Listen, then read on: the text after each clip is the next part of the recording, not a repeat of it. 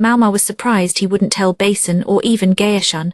The dog was lying in Lihaku's lap, wagging its tail. Lihaku was patting its head and giving it pieces of dried meat. Maomao glanced at the animal. It had managed to follow her whistling, so it obviously had very good ears.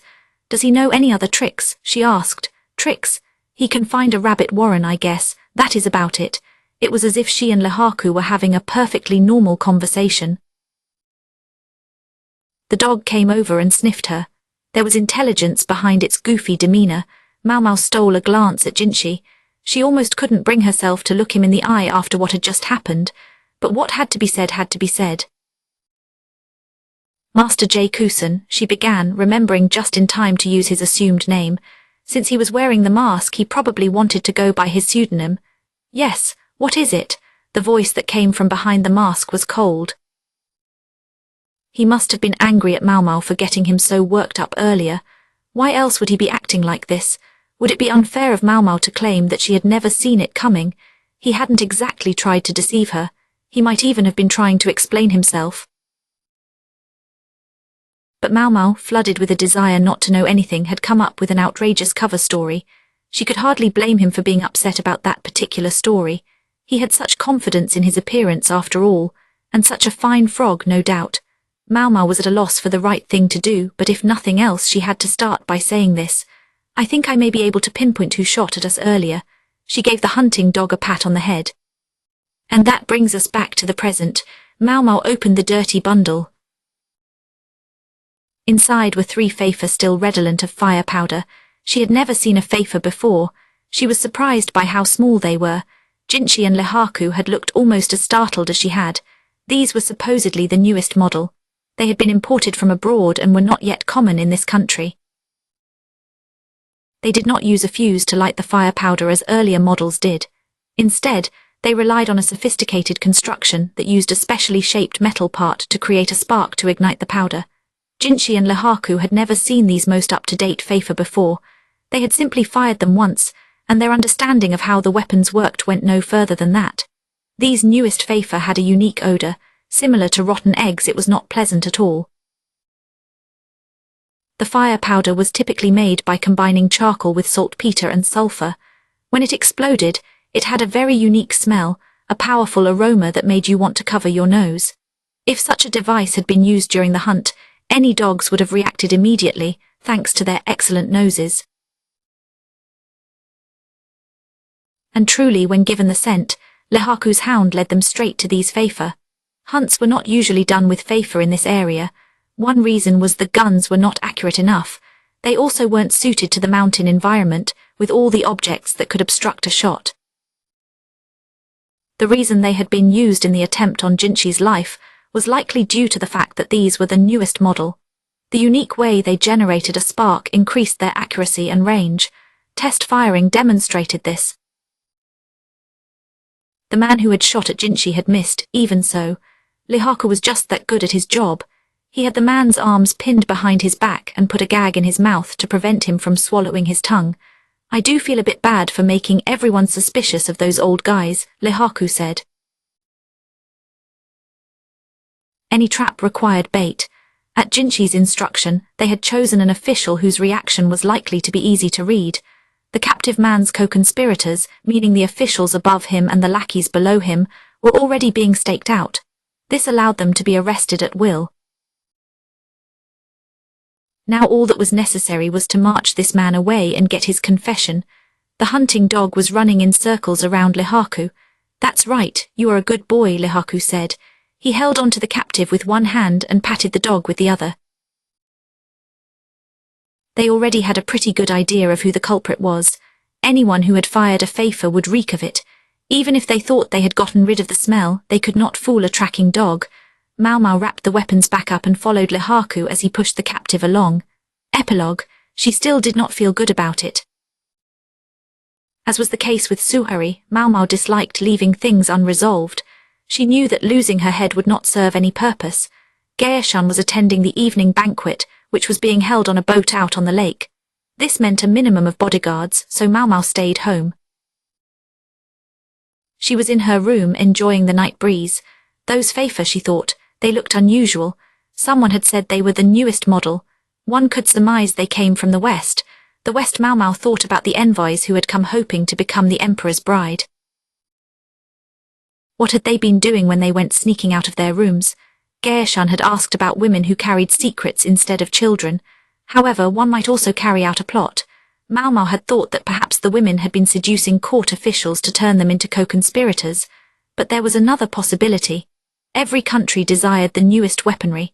If one nation were to sell it openly to another, war could be the only result. The envoys' country could not sell arms openly. They also could not sell them secretly without going through the court. Or could they? Maomao thought perhaps the bridge they were crossing was even more dangerous than she realized. Perhaps they had an even bigger and more powerful backer. There was no telling how much the men who had been arrested today would say, or even how much they knew. Maomao simply hoped that whatever was happening would be resolved quickly. She wasn't particularly concerned with the joy and happiness of others, but peace around her meant she could live in peace as well. She was just closing the curtain, thinking she might get some sleep, when she heard a knock at the door. She jumped a little despite herself. Then she crept over and opened the door very slightly.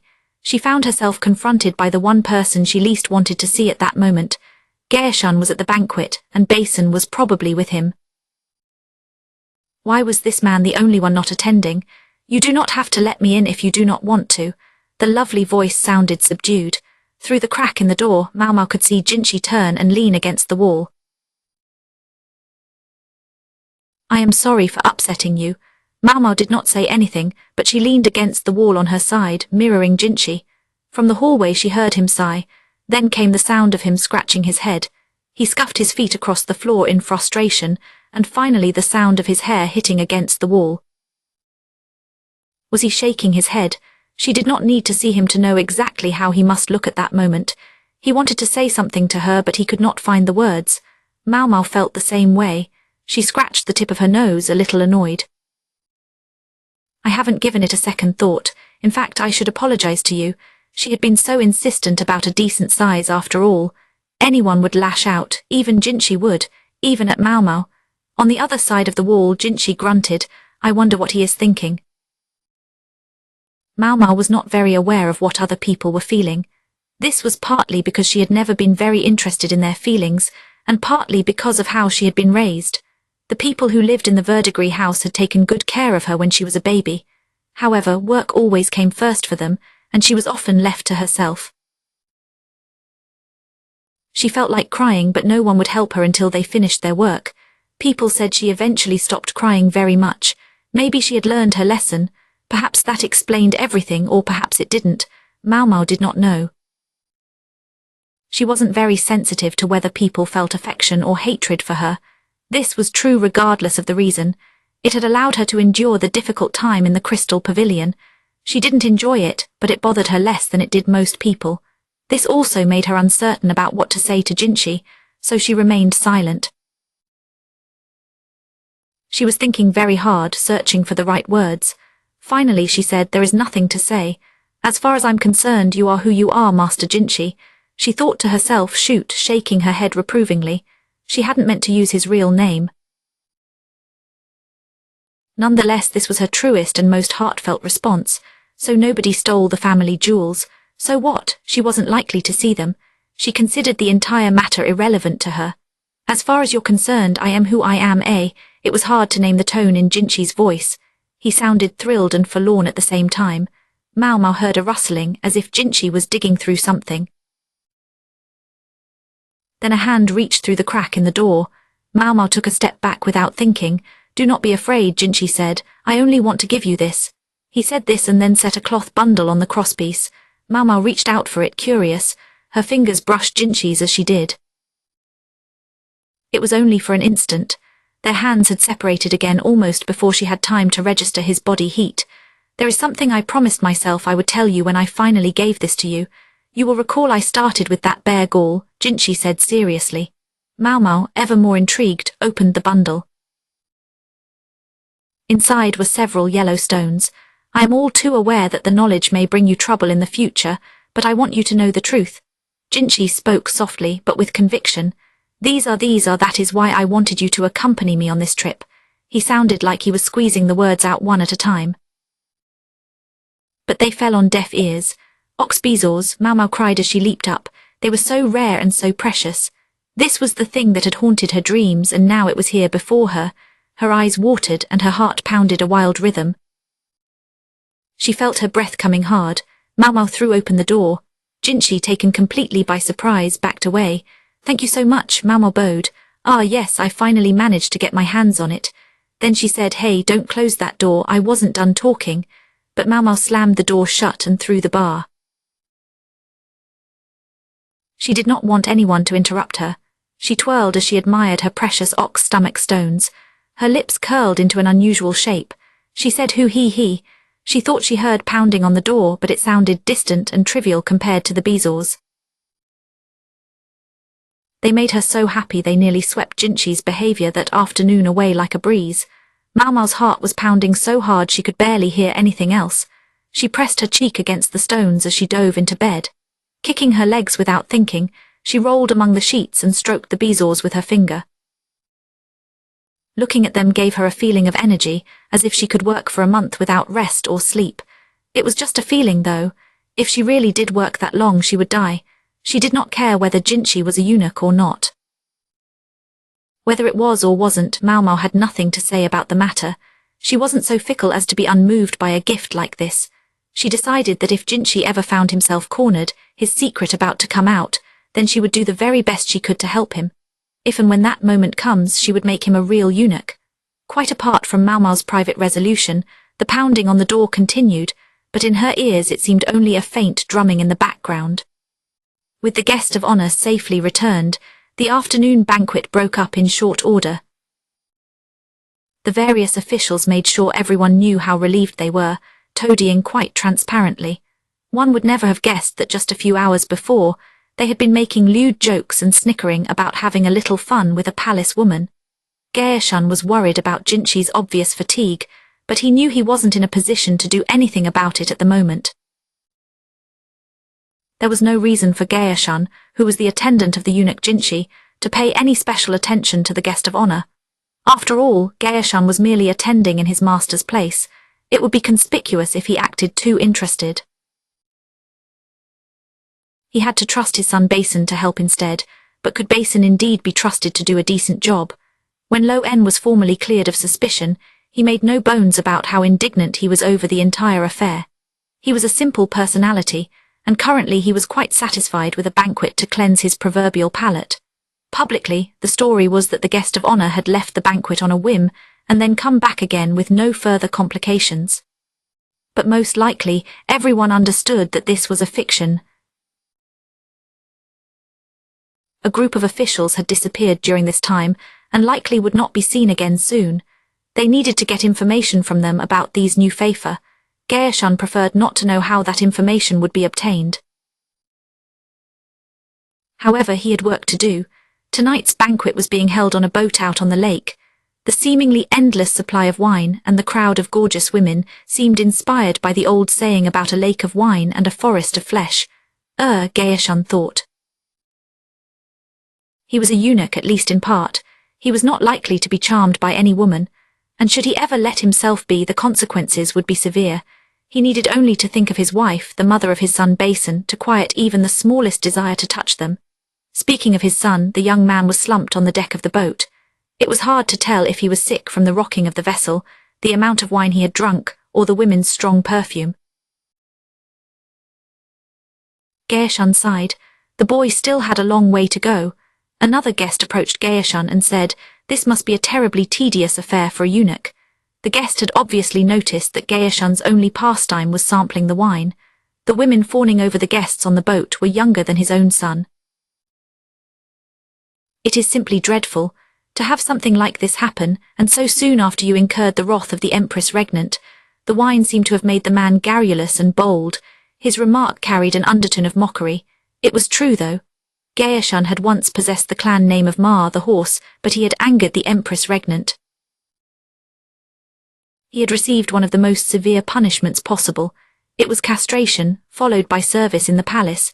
He was forced to abandon his old name and call himself Gaeshun instead. At this banquet, however, he was treated not as a eunuch, but as a member of the House of Ma. That was the position Gaeshun was supposed to occupy currently. All of that is in the past, Gaeshun said.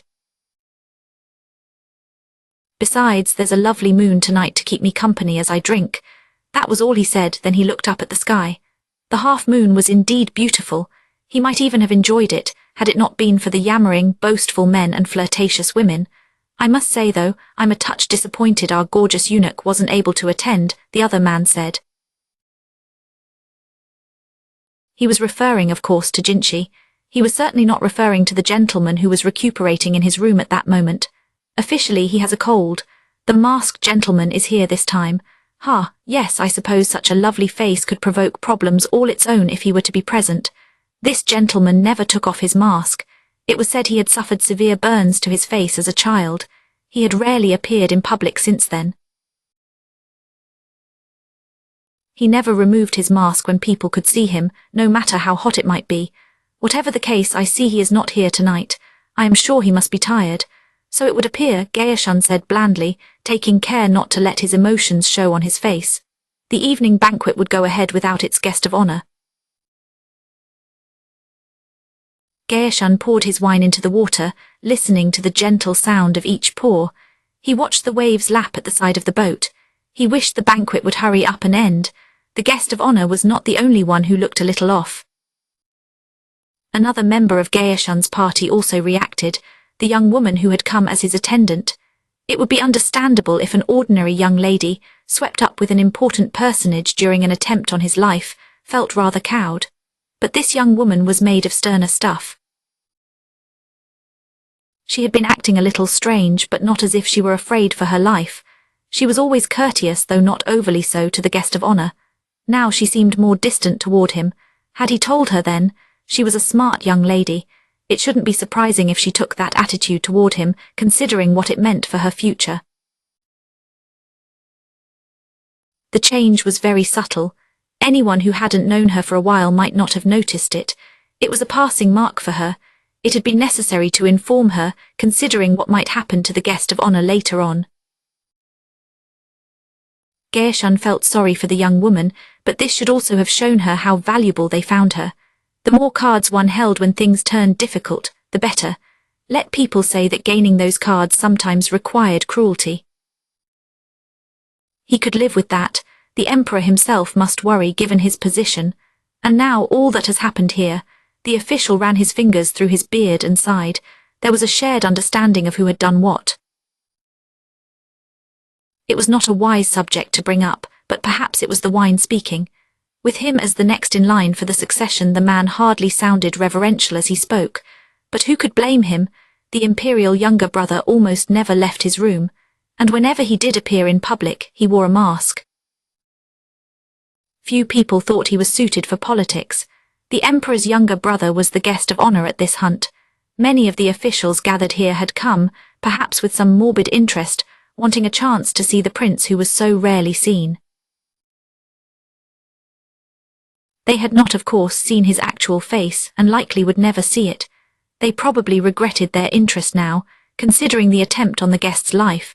The banquet continued despite his absence, which showed how eager everyone was to dispel their despondence.